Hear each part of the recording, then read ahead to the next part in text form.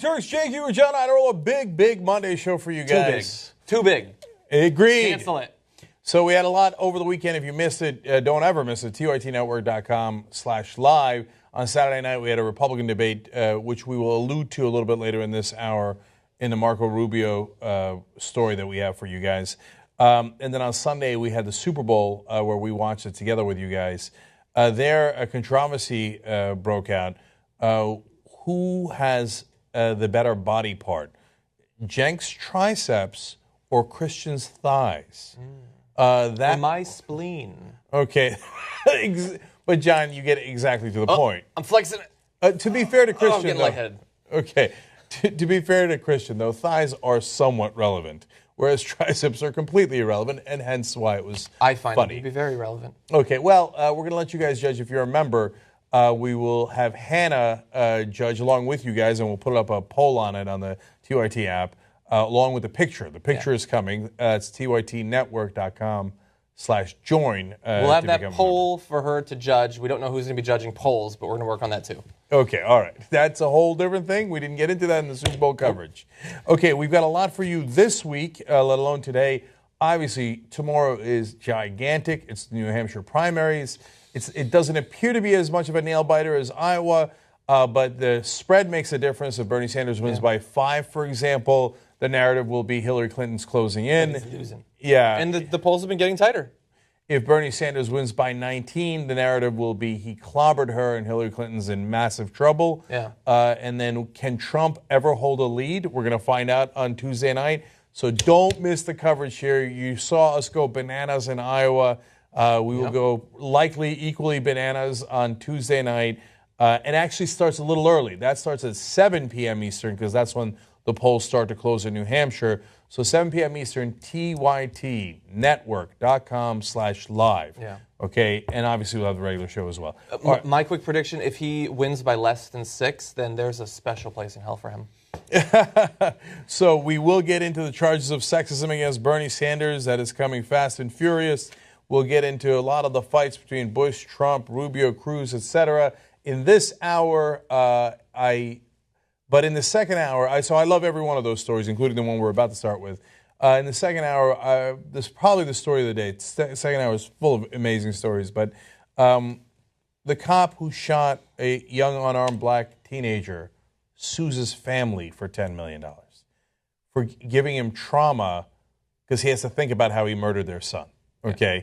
So that is unbelievable. We had to triple check to make sure the story was real. But who's going to pay him for the trauma he'll suffer once he realizes that he is suing the family of a guy he killed?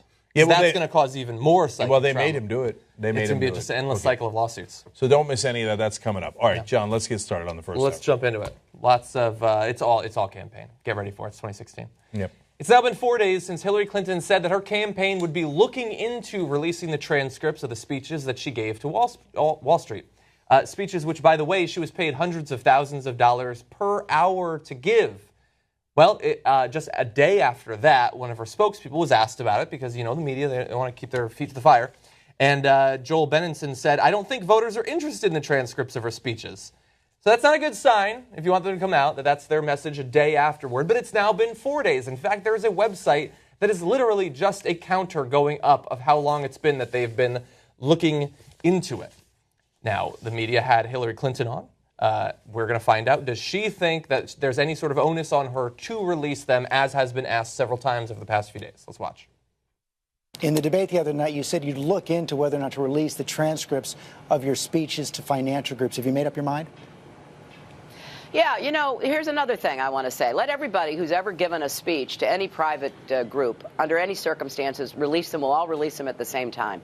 I don't mind being the subject in the Republican debates, the subject in the Democratic primary. That kind of goes with the territory. I've been around long enough. But at some point, these rules need to apply to everybody. And there are a bunch of folks, including, my opponent who's given speeches to groups, and people on the other side who've given speeches to groups. If this is now going to be a new standard, so then it should apply to everybody, and then I'll be happy to look into it further. So right off the bat, I will say I agree. When you get paid hundreds of thousands of dollars for a single speech, let alone many that happening many times, I think it should be applied to everyone. But there's something hilarious in her saying, including my opponent has given these speeches, when it's not even that she's lying and saying that he's been paid hundreds of thousands of dollars. She can't even claim that it's true. She simply says he's given speeches. Has he been paid for those speeches? He has not been paid for those speeches. You don't think that he's been paid for those speeches. First of all, or second of all, I don't even think he'd have a problem with releasing the transcripts of the speeches if he gave them. Yeah. No, that's why she said everybody has to release the transcripts, including the Republicans, because the Republicans won't release them. If she just said the Democrats, Bernie would be like, here they are. Yeah, boom, here you go. Here's the transcripts. I know I put them somewhere. Okay. Here, guys, get the speeches. Get the speeches.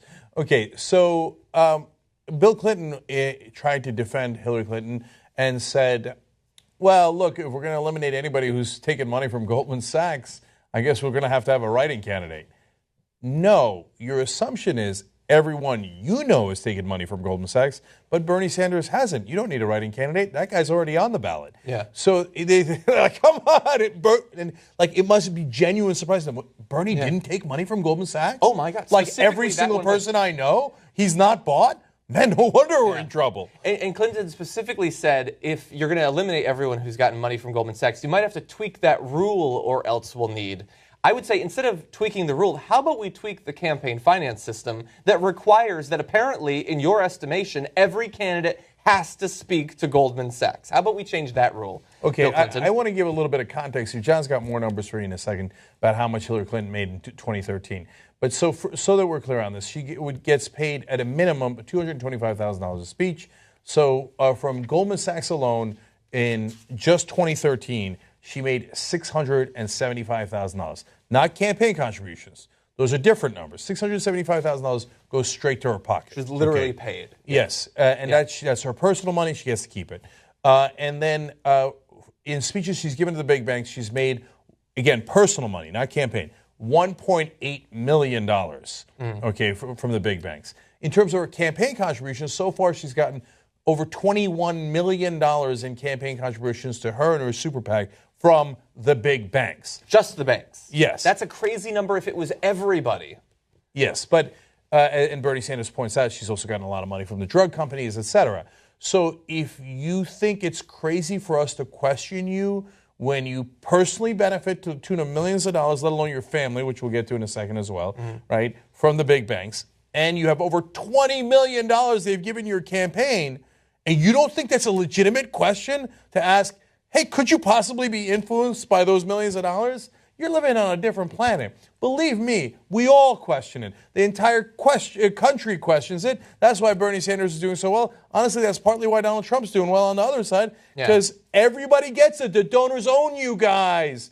And for her to feign outrage, like, oh, I am shocked. I am shocked and chagrined. I am aghast that you would impugn my reputation. Man, it's just artful smears from top to bottom up in here. Yeah. No, it's ridiculous. Look, Senator Clinton, Secretary Clinton, I got bad news for you. Yes, we are impugning you and all of the other politicians. Now, in the case of Bernie Sanders, he doesn't take super PAC money. We're not biased towards Bernie Sanders, and he happens to not take super PAC money, and that's convenient for us. We like Sanders because he's not taking super PAC money. Do you get it? But they don't. They think like, no, it's not fair. It's not fair that he has this advantage where he's not bought like we are. But that's why people like him. Yeah, so, I mean, look, Bernie's been in the race for slightly less than 1 year. You're implying that if we were to have the resources to go back more than a year, that we had ever talked about campaign finance as a company. Clearly we haven't. Us talking about getting money out of politics, it would never happen on the Young Exactly. Turks. Now, I just want to clear up one thing because somebody tweeted this out, very useful information.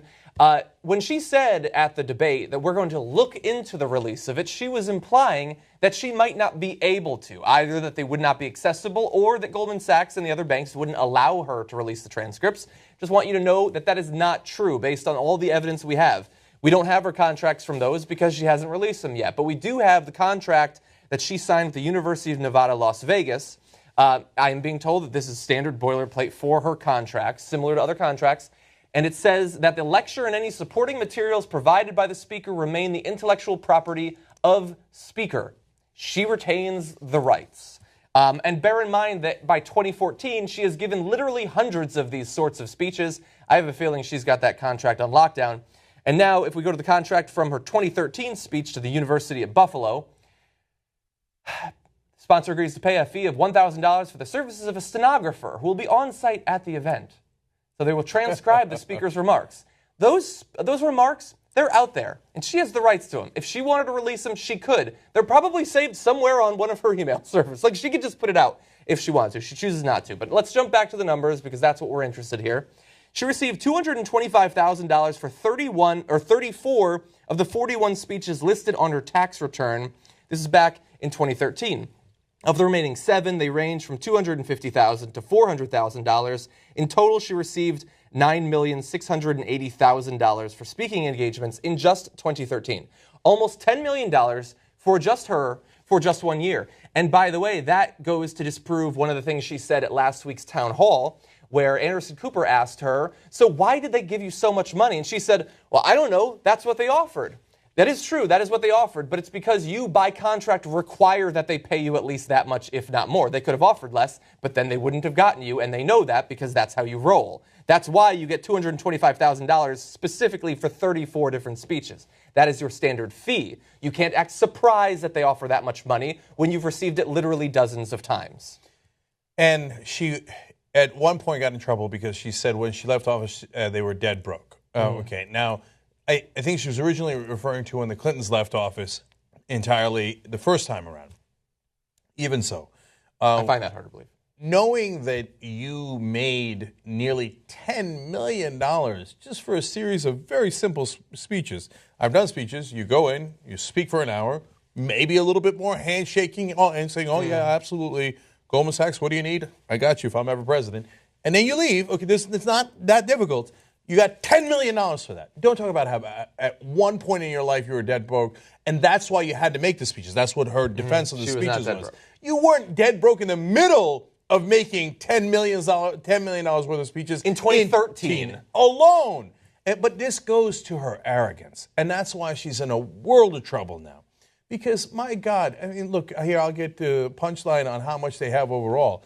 Since 2001, in speeches alone, the Clintons have made $153 million. Or, in layman's terms, dead broke. $153 million just for speeches. So don't say you were dead broke. Don't say that, and that's why you had to make speeches. That is so disingenuous. That's why people don't like you, because if you know the facts, you know that in that case you're lying, and even if you're technically telling the truth that for 1 second you guys did not have $100 million, it comes across as so ridiculous, over the top. It's Mitt Romney material. But even more so, they're getting in trouble for the speeches and for being bought, which, look, that's what the system is. That's why you need to change the system. Almost every politician in this system has to beg for money, and the system corrupts you. Yeah. It's not that Hillary Clinton is a particularly bad person. Of course not, right? And in the beginning of her career, she fought for children and women's rights, and she has sometimes throughout her career, right? She's not a particularly loathsome person. No, generally been on the right side of stuff. But the system corrupts you. And when you feign surprise, like, oh, you think I'm corrupted because I took $20 million in my campaign and $153 million for our family from these guys? Yeah, of course we think you're corrupted, because even if you don't know it, you're corrupted. Yeah. But, okay, so that's a huge part of the equation. But there is one other part of the equation. It's the arrogance. To go when you know you're going to run for president. Everybody in the world knew it. Yep. Hillary Clinton knew it. And you already have $150 million, but you wanted to make $10 million more. So you went and spoke to all those banks and all those corporations, and you took their money and put it in your pocket so you'd have $153 instead of $143 million in the Clinton war chest. Personally, right?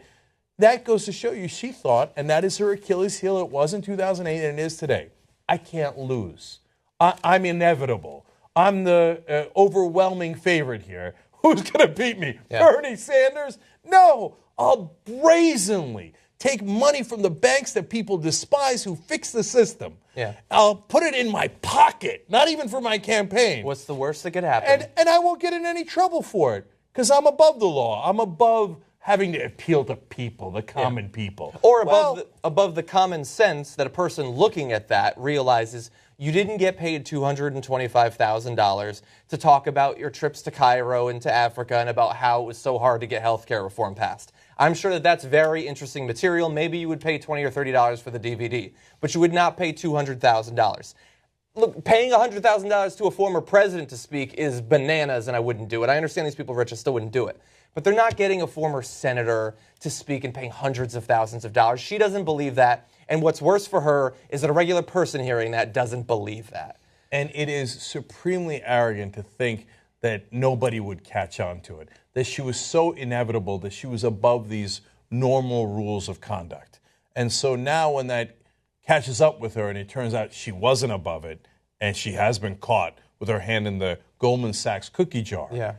So please don't act surprised or outraged, because most people would have realized that was the most obvious thing that was going to happen. Exactly. So sad day for you. Now we know it, and that's why you're desperately trying to keep those transcripts away from people, because you know what she said. If she hadn't said anything wrong, they'd have put them out right away. Yeah. Right? And that doesn't mean that she said, I'm going to give you everything you want. It's almost certainly not anything like that. But it's probably embarrassingly fawning stuff about Wall Street and about how important they are and how important it is that politicians work with bankers. It's probably nothing explicit that would blow up her candidacy, but it would set a tone of, oh, she's in the service of these people. And I remember reporting at the time from sources saying that basically what she had said in the speeches were that bankers are misunderstood. Yeah. Now, that doesn't jive with what she's been saying in the campaign trail, that she told them to cut it out. Yeah. It turns out she most likely did not say that, and she's perfectly free to disprove me, because in her contract it says that she has the speeches. So go ahead and show how that's not true and how you wagged your finger at them at $225,000 per speech and told them to cut it out. Yeah, that's a bad buy in that case. The one last thing I want to say is it also goes against the message by Brian Fallon, her press secretary, who told MSNBC, no one will regulate Wall Street more strictly than her. If that's the case, then why are they paying her It seems like an unwise investment on your part if she's just such a vigorous fighter against Wall Street that basically when she already knew she was going to be running again for president, you paid her millions of dollars to speak in front of you. And I think they're stupid and foolish and risky on Wall Street. I don't think they're that stupid. Yeah. Here's what Goldman Sachs doesn't often get accused of, foolish investments, okay? And you know, because if they were really paying millions of dollars to people who might actually regulate them, they would have given it to Bernie Sanders. Yeah. Can you imagine Goldman Sachs giving a dime to Bernie Sanders? No. Gee, I wonder why they won't give to Bernie Sanders, but they are super happy to grease Hillary Clinton. Yeah. I can't quite figure it out. Yeah, I saw a headline of a banking-related scandal for Bernie Sanders, and it was he was embarrassed to admit that his bank had offered him free checking. and he took it in a moment of weakness. Okay. He did have to maintain a balance of at least $200 in his checking account. Yeah. So. Okay, let me just say this last thing, and then we'll move on to a second Hillary Clinton scandal. If Hillary Clinton's the nominee, which is still an excellent chance of that being the case. More likely than not, yeah. We are screwed. Like, people think, oh, man, at lunch today, somebody asked me the question that I get most often, but isn't Bernie Sanders unelectable? No. Someone who took millions upon millions upon millions of dollars from the top banks to make sure they're not regulated is far, far more unelectable. What kind of defense can progressives make of Hillary Clinton in the general election? Our hands are going to be tied. On various issues you can, but not on a couple of extremely important issues that we have every reason to believe the population is more in tune with than normal. We can't. If she's running against Rubio or Cruz, you could eviscerate those guys on all the money that they've taken from donors. But then you'd have to say, if you're being honest, and obviously that's what we would do, but Hillary Clinton has done the same. Yeah. Has done the same. Okay, you know what that makes you? Less electable. Yep. Wake up. Yeah. Okay. Let's switch it up. Let's talk about Hillary Clinton.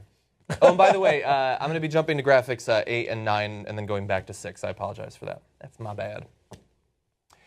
Over the weekend, two highly respected women implied that if other women do not support Hillary Clinton in the presidential primary, then they are committing some form of sin, either one of betrayal or one of lust, as ridiculous as that sounds. The first is a name and a face that you're probably very familiar with, Madeleine Albright, and this is what she said. And a lot of you younger women don't think you have to, it's been done. It's not done. And you have to help. Hillary Clinton will always be there for you. And just remember, there's a special place in hell for women who don't help each other.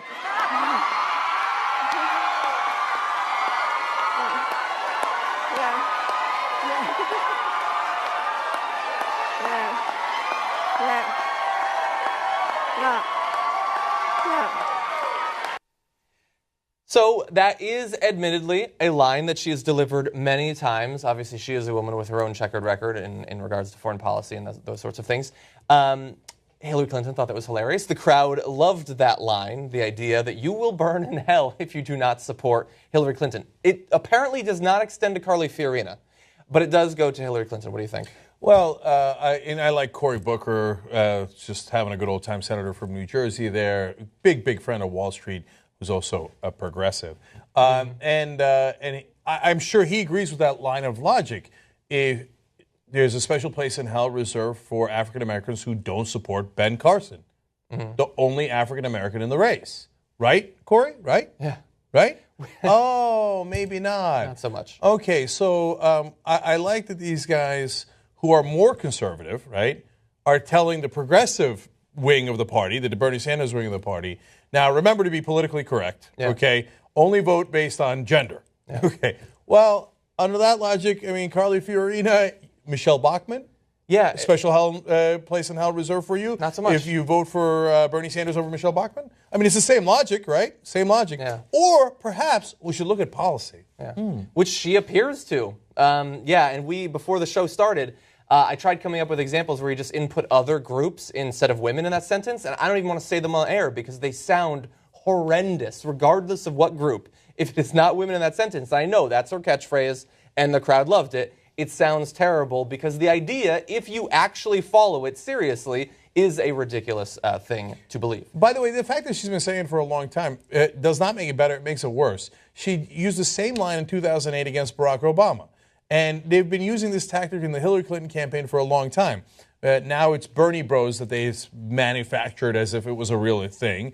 And back then it was, quote unquote, Obama boys that were supporting Barack Obama. And if they, and so, hey, watch out for those sexist guys over there. And if you're a real feminist, you vote for the woman. Yeah. Don't worry about her policies. Don't worry about it. And by the way, she doesn't need to do it because this is an issue where she has pretty good policies, right? She on banking and corruption and so many other issues. Unfortunately, she can't go toe-to-toe with Bernie Sanders. On women's rights, she can go toe-to-toe with Bernie Sanders on policy. She doesn't have to resort to this. The reason I don't mind the expression in a general sense, in terms of as you go through your life, you should be helpful to people like you, especially because women, like many other groups, do face a lot of discrimination and a lot of things that hold them back. I don't mind that. It's when specifically in an issue that is so salient to women's rights, the ability to vote, to say you should have that right so long as you use it in this very particular way. That's what strikes me as especially bothersome. But I want to go to video 2 because this is going to be, we're going to have Gloria Steinem, the other woman who is making comments of this sort. But for right here, you're going to see Hillary Clinton being asked about Madeleine Albright's comments. She said there's a special place in hell for women who don't help women. But the implication is that somehow, if you're a Democratic woman and you're not supporting you, what's wrong with you? Do you want the vote to be decided on gender lines like this? Look, as you remember, Madeleine has been saying this for many, many years. Starbucks cups, I think, had it on it. I get that. She believes it firmly, and in part because she knows what a struggle it has been, and she understands the struggle is not over. So I don't want people to be offended by what she is expressing as her very... You understand why some might have been offended by it? Good grief, we're getting offended about everything these days. Honest to goodness, I mean, people can't say anything without offending somebody. It was a lighthearted but very pointed remark, which people can take however they choose. All right. Okay, 2 things on this that we got to get started with. First of all, Please stop with the fake laugh. Please. It's just grating on the nerves. Everything about that sounds like a fake politician. That's part of the reason you're in trouble. Okay, secondly, spare me the, good grief. Good grief. Everybody's getting offended by everything these days. All of a sudden she hates PC culture. Yeah, wait. But you're the one who's constantly going on television and saying, oh, I get these slings and arrows because I'm a woman. Somebody questioned, how loud I'm speaking. They wouldn't do it to the guys. Wait. Did you get offended? Were you offended? Wait, I'm confused. Are we allowed to offend people or not allowed to offend people? So when it's convenient, don't worry about getting offended, right? When it's convenient, I'm so offended. Yeah. And by the way, yes, you do speak loudly sometimes, and so does Marco Rubio. And people have pointed that out, and it's not a woman or a female thing. It's actually political consultants telling you to speak loudly. That's why you and Rubio do it. Yeah. So please spare me that fake outrage as well. Yeah, and look, so I'm glad that he at least asked the question there, but of course she refused to answer it. He wasn't saying, are they offended by the tone? They're saying, are they offended by the specific message that women who don't support you are betraying other women? And she responded with two ridiculous defenses. It was lighthearted, but pointed.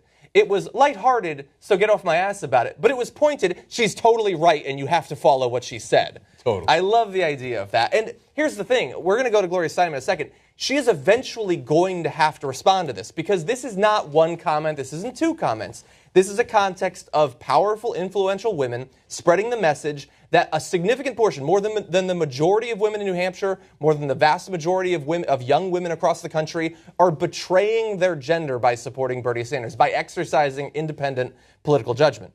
And eventually, she's going to have to say yes or no. I don't care about if Madeleine Albright has had this as a catchphrase. I don't care if it was a joke. Do you think that women are betraying other women if they don't support you? Yes or no? And eventually, she can get through a couple of weeks about joking about this. Eventually, she has to answer that question. I can't help it. I got to do one group if you replace it, okay? There's a special place in hell reserved for those Muslims that don't support other Muslims. Allahu Akbar! Okay. My guess is that doesn't play as well, right? No. So insert any other group you'd like. It doesn't play as well, and this doesn't play as well either because you shouldn't say that. It's not the right way to go. Yeah. Policies. That's what you should carry. Very similar to what I was going to say because we know that a lot of black folks came out very strong for President Obama in 2008, right? So, and 12. So the thing is you don't have to even say it. You're going to get a certain percentage of voters that are going to vote for you because they relate to you, be it gender or race or, all that. So it happens that way, or even political parties. So she doesn't have to necessarily try to get people that are going to be there already. Yeah, there's going to be some women that didn't vote for you. There's plenty of black folks that did not vote for President Obama, right? So calm down.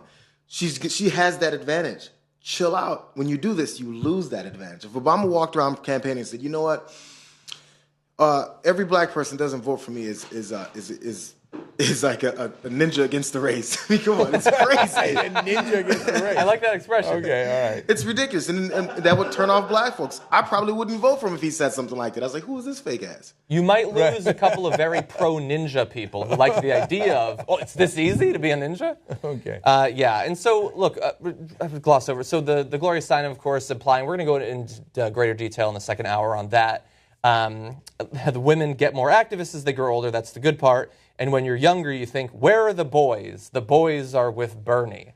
So that's the lust part of my intro, that you're driven by, yeah, you'd love to support other women, but you gots to get laid, and so that's why you're supporting Bernie. Yeah, because, no, John, to be fair, that happens all the time.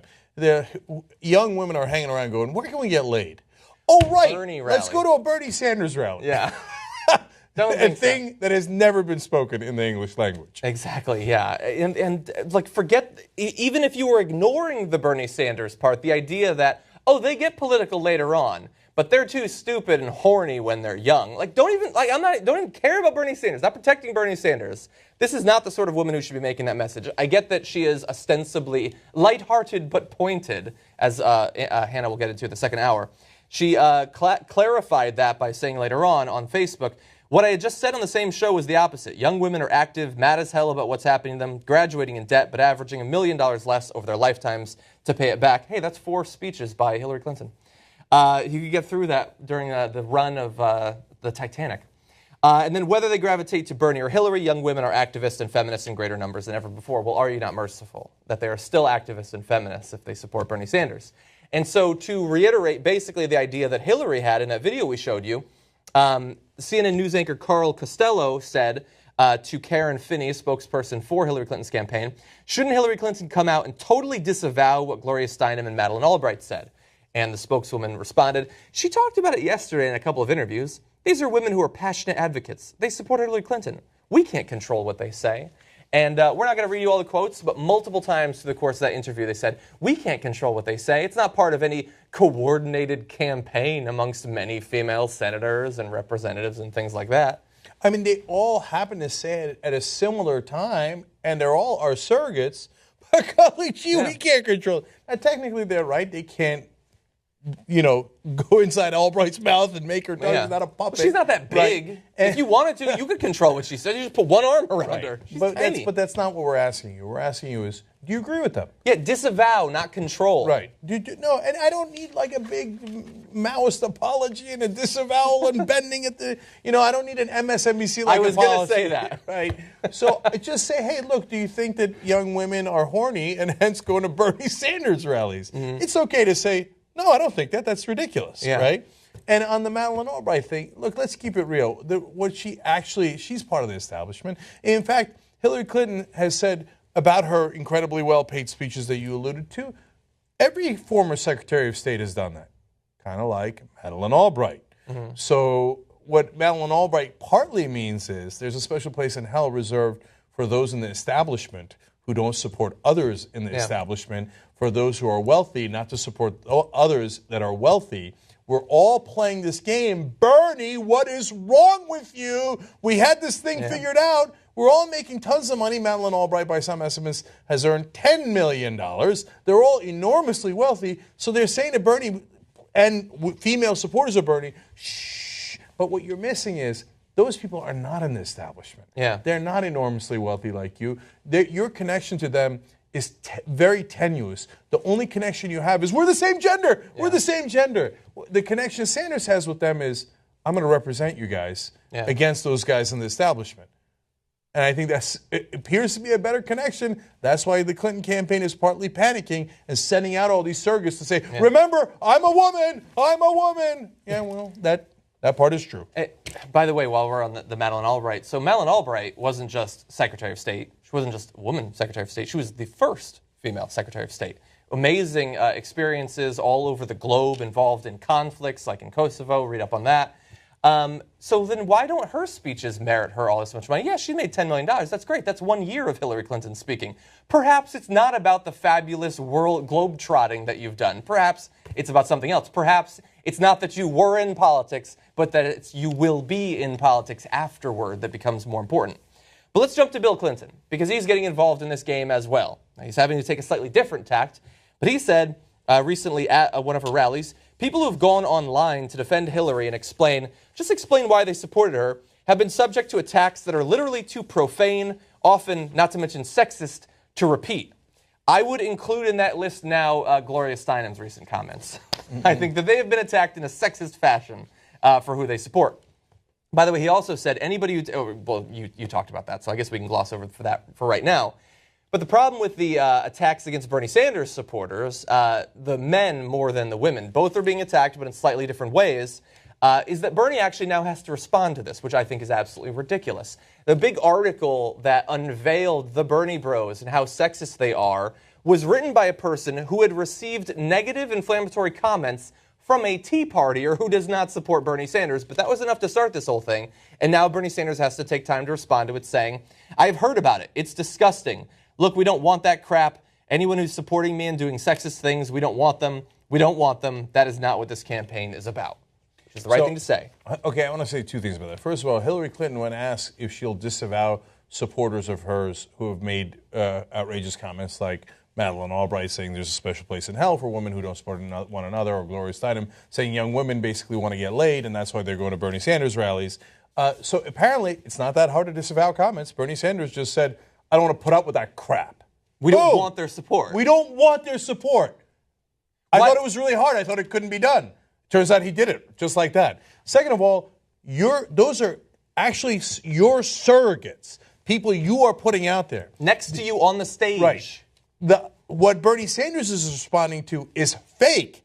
They're not surrogates. They're not endorsing him. And most of them don't even support him, let alone the fact that when you dug all the way in, there was only one comment.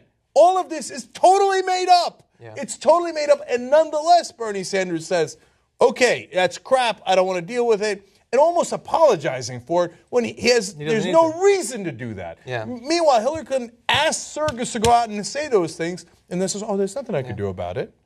Yeah, if I could have advised Bernie, I would have told him to say, you know, they're passionate advocates for me, and I can't control everything that they say. Which is literally true, since they don't even talk to Bernie Sanders. Anyway, I think that that's probably more than enough Hillary for right now. Why don't we go to our first break? Yep. Now, when we come back, we're going to tell you what Marco Roboto is. So don't miss that. Everything at Miri. Yes, hey, we're back. All right. Great second hour coming up for you guys. I want to read some tweets, but I also want to tell you what we're going to talk about on the post game. So apparently Hannah was like wrestling with a meth person. On Saturday, yeah. Okay, so I'm interested to see how that wrestling turned out. It apparently lasted a couple hours. It sounds like Turkish oil wrestling. Both are equally disastrous. Anyway, you're also going to be asked to judge body parts. Something I'm very talented at, actually. Okay, because we needed a female. I couldn't, John, I don't think would be a good arbiter because it is a body part of mine versus a body part of Christians. Okay. Okay, so that ought to be interesting. TYT. There's no politics involved in that, so I'll just make my judgment and no repercussions. Oh, no, of course not. Well, we'll see how it comes out. Okay, tytnetwork.com/join to become a member, and you'll get that whole fun post-game. All right, let me read some tweets. Joe Oliver says, as someone who used to raise money for conservatives, those checks are to trick old people. Wow. And so that is a really interesting perspective on it. It sounds very believable. Right. And particularly loathsome. You trick them into donating to the Ted Cruz campaign by pretending that you're going to get a government check. And then later, when Ted Cruz becomes president, he cuts your Social Security. Yeah, no wonder people hate politicians. Okay, It's the Democracy writes in, can you imagine the damage Ben Carson would wreak upon Trump's belt buckle if Trump told him to shush? I'm very amused by that. That joke took a while, but I loved it. And finally, Scott Remington says, next debate, Jeb needs to bring an air horn to use every time Trump speaks. I kind of like that idea. Christian used it a couple times. Christian is Anna's fiance, if you don't know. He watched the Super Bowl along with us, and he brought an air horn or took one from the sports guys, much to everyone's chagrin. I can imagine. I'm kind of glad I wasn't there now. Yeah. The air horn is not a pleasant noise. Yeah, no. Not a fan. No. But there was something good in the Super Bowl, and Hannah's going to tell us all about it. Yeah, there was. So Beyonce's new song and video Formation has been deemed a Black Power anthem, as well as an endorsement for the Black Lives Matter movement in a timely release before February's Black History Month, as well as her performance in the Super Bowl. Now, the video is chock full of powerful imagery, some showing her on top of a police car in a flooded New Orleans. There's other images as it slowly sinks throughout the video. Images of Martin Luther King, graffiti saying "Stop shooting us." Yeah, well, that seems pretty clear. Yeah, as well as a super powerful image of a young child in a hoodie, sort of dancing in front of these New Orleans cops, and then eventually having them put their hands up in the "Don't shoot me, hands up" movement. Now, it's also a celebration of Black culture in itself, of Beyonce's own Southern roots, an embrace of them that contrasts the dated, offensive narrative that when a person becomes successful, they should shun their history and where they came from. The lyrics mention things such as afros. She says that you can't take the country out of her. And she also talks about her affinity for cornbread and collard greens. So this video was released a day before her Super Bowl performance. And then you can see an image here of the Super Bowl performance. Beyonce's backup dancers were dressed in all black with black berets and afros, reminiscent of the way members of the Black Panther Party dressed in the 1960s. They even raise their fists, something very similar to the Black Panther movement. So I love this. And I think what she's doing here is powerful. So sinking the New Orleans cop car, of course, is going to make some people mad, right? Oh, how dare you? Right. She's not respecting the police. Now, remember, some officers during Hurricane Katrina were charged, literally, with shooting at black people trying to escape the flooding on bridges. As they were trying to cross over to predominantly white areas, they would get shot. So you'll excuse people if they're slightly mad about that, right? And now Beyonce could have played it safe and not made allusions to that or to Hands Up, where and a lot of people could take that kid dancing and then the cops putting their hands up as, no, we're flipping the narrative here, and you need to put your hands up. And that'll frighten a lot of people, right? And she's saying, no, but we're the ones getting shot. So hence the sign, don't shoot us. Right. Hence the reference to the Black Panthers taking the power back. And so I loved it. I mean, that is really, really strong. It takes a certain amount of risk. In entertainment, you're constantly told, don't take any risks, don't offend anyone. It might jeopardize a couple of dollars here or there. And here's Beyonce saying, I don't give a damn. And she's certainly rich enough to do that. And buried into the songs, probably most people, unfortunately, won't notice. But even if it subtly influences people in the right direction, fantastic. More power to her. Yeah, no, and Katrina, is something that's very, very important for Beyonce. In fact, her and Jay-Z have donated quietly $7 million to the effort following the hurricane. So that's really important. That's so quiet, I didn't even know that. Yeah, no, exactly. And so I think, and they've donated, I think, $1.5 million to the Black Lives Matter movement. So this is something that's very close to her heart. And this is one of her most politically charged videos. And obviously, a lot of people are celebrating this and applauding her for making this movement, especially people within the Black Lives Matter movement. But some people at a particular network may disagree with her stance here, as well as her bringing it to the Super Bowl platform. In fact, on Monday, Mayor Rudy Giuliani commented on Fox News saying, the halftime show I thought was ridiculous anyway. I don't know what the heck it was. A bunch of people bouncing around and all strange things. It was terrible. This is football, not Hollywood, and I thought it was really outrageous that she used it as a platform to attack police officers who are the people who protect her and protect us and keep us alive. So here's the thing, is I get where he's coming from, but obviously her movement is a lot more necessary right now in this movement, and especially on the platform of the Super Bowl. So the Super Bowl is the most viewed sports event in sports history, right? And the NFL fan base is 77% white, and the majority of those people are also affluent. So it's like rich white people who do need to hear this message if they're not getting it from somewhere else. So I think it's important that she brought it to this stage. Yeah, that's why they're mad. Yeah. And what a nonsensical comment. This is not Hollywood. What are you talking about? The whole thing's entertainment. Football's entertainment. Music's entertainment. Of course it's Hollywood. Right. It's all in the same genre. And his comments were even more disrespectful. He said, ironically, that the black community needs to, quote, build up respect for police officers. That sounds like know your role, know your place. And Beyonce is in effect saying, no, this is my role, this is my place. So I have accumulated this power through the success I've had in entertainment, and I'm going to use it. Right. So if that makes you uncomfortable, well, that's your problem, not mine. And she is doing all the right things in terms of if you have a person who's built this platform, you use it for good. A lot of the athletes did back in the 1960s.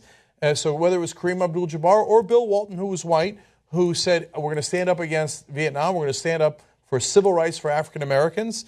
And so if you want to watch us play basketball and you like us, well, I got a message for you. Stop beating up on black people. And so, which brings us all the way back to the Black Panthers. Giuliani hates the Black Panthers. He, talked disparagingly about them in that interview, but he always does anyway. They always use it as like, oh, Black Panthers, they're the worst. But understand what the Black Panthers originally were, why they were set up in the first place. Because it was the 1960s, right? And black people were systematically discriminated against far beyond what is today, and today is already pretty bad, right? But if you haven't read anything about the 1960s and you don't know how people were still getting murdered for not knowing their role and lynched, etc., and the civil rights workers that were killed, by the Klan. Yes, the Klan was still around and was incredibly powerful in some portions of the country. And the Black Panthers said, hey, listen, I have a Second Amendment right to weapons. Weapons are used against me, and I'm going to use these weapons not offensively, but for its intended purpose, self-protection, as the Founding Fathers intended. So when they did that, white people flipped out. And so everybody was like, oh my God, the Black Panthers is black people with guns. Now, the NRA should be on their side. It turns out they weren't. Shocking. So the Black Panthers took over a state building once. Now, let me show you how differently it went than when certain Bundy militia take over a federal building today. They went into the California State House, and they had weapons. At the time, it was perfectly legal for them to bring weapons into the State House. Right. Nonetheless, everybody went crazy. They didn't take it over like, okay, they didn't take out any of the weapons. They didn't threaten anybody, unlike the militia guys today, right? But people were so disconcerted by the idea that black people came into the State House with weapons that they immediately threw them out from the building, and the Black Panthers walked out. Mm-hmm. They didn't resist it. In fact, they got arrested even though they were technically perfectly legal what they had done, right? Afterwards, the NRA petitioned California to change the law so that they couldn't carry weapons anywhere they liked. Wait a minute, I thought the NRA was always in favor of weapons everywhere. I thought a good guy with a gun could stop a bad guy with a gun. Turns out when that guy is black, they don't consider him a good guy. And you know who signed that into law in California? The governor at the time, Ronald Reagan. So the Black Panthers, as originally conceived, and at some point the cops, well, of course, despised the Black Panthers. There were several confrontations, and some of them went awry and in a direction they should not have gone in. So that's what everybody seizes upon, right? Right. But the original concept of the Black Panthers was, we're going to take the power back. If you say I got a Second Amendment right, then I got a Second Amendment right. And I'm going to use it for self-defense, right? And at that time, the reaction was so overwhelming against it, they had to pass laws taking away Second Amendment rights. So now if Beyonce is saying, hey, you know what, we're getting shot again.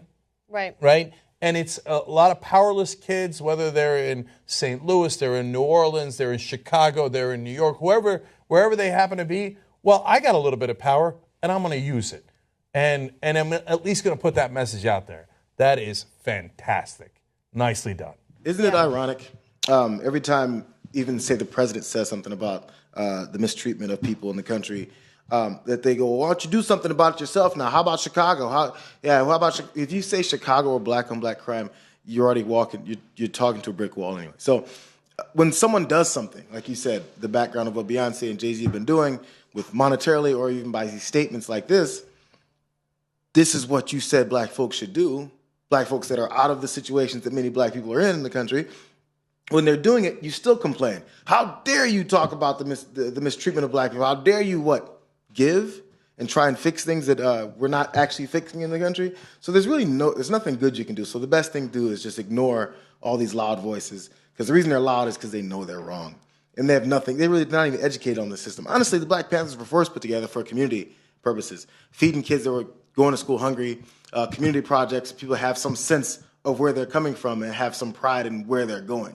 Stuff that, communities do. But they were, of course, always put as this hateful group that's looking to kill, but in response to being killed. So and even to this day, I watched some of the Fox News clips this morning. And then the radical Black Panther Party. Just say it and move on. By the way, if you want to talk about real radicals, like I said, in this day and age, there's a militia that goes and takes over federal buildings armed, points those weapons at police officers and says, we will kill you if you try to take what we have stolen back, and we're not going to leave, and then gets in shootouts with cops. Now, that sounds like radicals to me. I don't see Fox News railing against them. Instead, they're worried about what Beyonce's saying.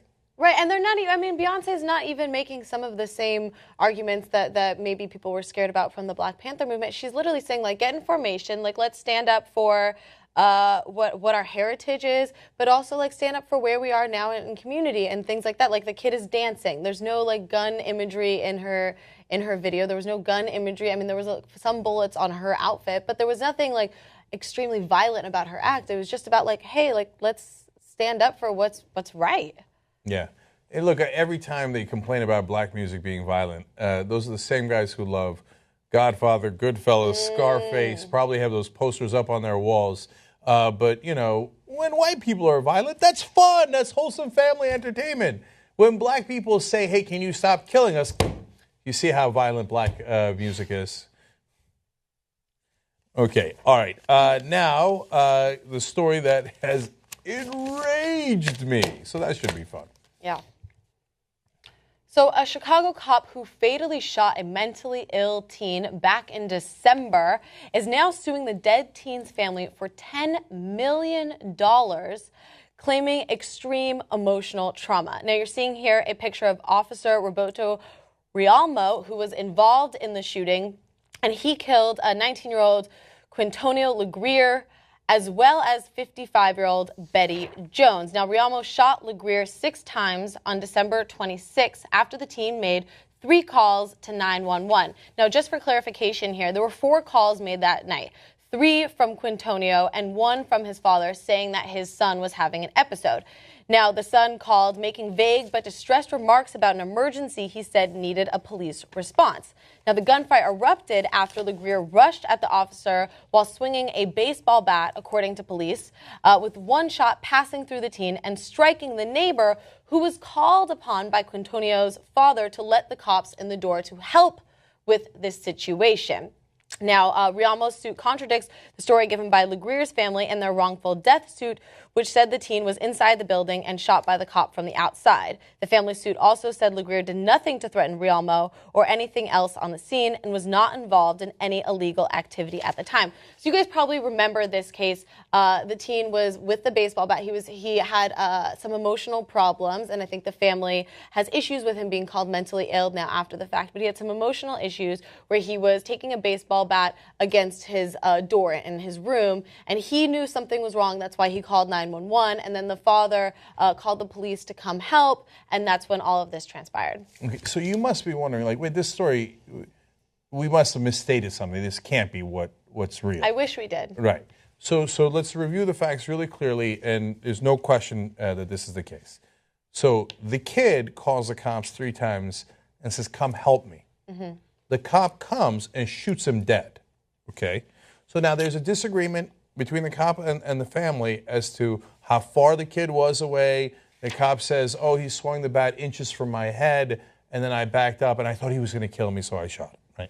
Right? Witnesses on the scene, now, mind you, it's family and friends who are there, right, say, no, the cop was 20 to 30 feet away from the kid. The kid never swung, and that they were not outside. The kid had not chased them outside, that he shot him inside the house. Now, when you go to court, those, I imagine, at least where he was shot, is going to be fairly easily provable. Now, the cop, in a panic, shot the whole place up and killed the neighbor as well, who had answered the door for the police. So, again, the family calls in, the cop shoots him. Okay, that story is wildly outrageous to begin with, and I was so mad about it at the time. Now, the cop says to those family members, and the dad had also called it in, and said, hey, listen, come help us. I have a kid that needs help. Suing that dad and the rest of the family for $10 million because he shot and killed their son. And killing their son caused him a little bit of emotional trauma. And he's like, well, you know, I didn't love killing your son. It bothered me a little bit. So why don't you give me $10 million for killing your son? We're not making that up. That's the most unbelievable thing I've ever heard. I had to check 3 different news sources to make sure it was real. Like, this can't be true, but it is true. And the family's lawyers make a very good point. He's like, they're basically trying to intimidate us, saying, no, I'm going to sue you. I'm going to take everything you own. You already took my son. If I'm that dad, and the kid was going to school. That's why the mom's so upset when people call him, you know, mentally ill, because he was actually in college and he was doing fairly well. Yes, he had these emotional issues. That's why everybody, including the kid, called the cops saying, help me, right? So you after you took my son away from me, and the dad had a teary interview on TV saying, he's the only thing I had. You took everything I had. And the cop says, no, I didn't. I'd also like to take all your money after I shot your son dead. There are no bounds of decency left anymore.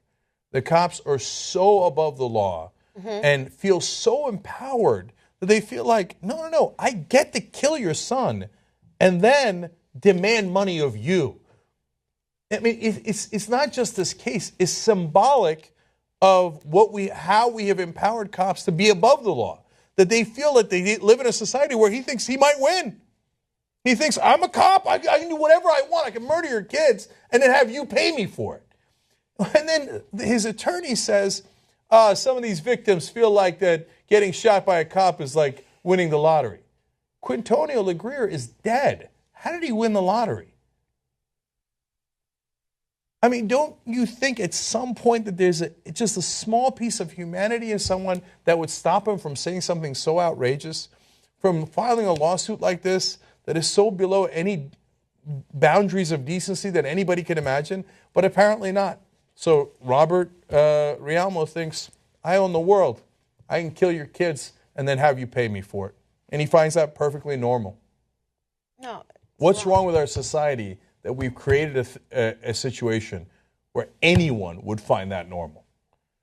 No, I think you make a great point, and he is still a working cop. He just has desk duty now, and so even there, even within the system, he's not being punished. And then the fact that he would even think to make that claim is horrendous. And the family's wrongful death suit, we don't actually know how much they're trying to claim from that, but it's around the $50,000 range. And then he's going to jump to $10 million. And so I kind of have like a not nearly as egregious as this, but sort of a personal story with this. I had a friend in high school who was killed in a car crash, and it was with another car. And he passed away. And then the family who, was involved in the crash, who walked away fine from the incident, sued his family, or attempted to sue his family for emotional distress or something.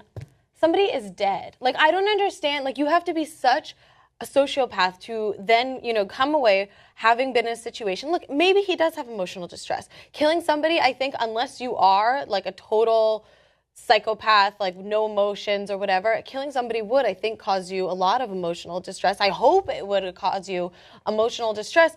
But then to sue the family who lost the son, I mean, that's absurd. And it's disgusting is what it is. It's completely disgusting. Well, ironically, I now don't believe he even suffered any emotional trauma from it. Because if you were bothered that you took another person's life, you wouldn't sue their family members. Right, you'd have some remorse. No, I believe that there is a good chance this guy's a monster. He's a sociopath. He shot and killed a neighbor, too. Right. Okay, she didn't do anything. It's not even alleged that she did anything. And this monster still has a gun and a badge. And going around trying to hurt the family members of that kid even more. I remember when we first did the story and the family sued for $50,000, trying to get rich off of it. Are you sick? They just said, hey, listen, I just want the courts to acknowledge that something wrong happened here. If you took somebody I cared about that was a family member of mine, I wouldn't sue for $50,000. I'd sue for $1 billion until I shut that department down, reformed it, and built it back up so it actually serves the citizens rather than murdering the citizens. And then this guy has the nerve to go in, this sociopath, and sue the family of the kid that he killed.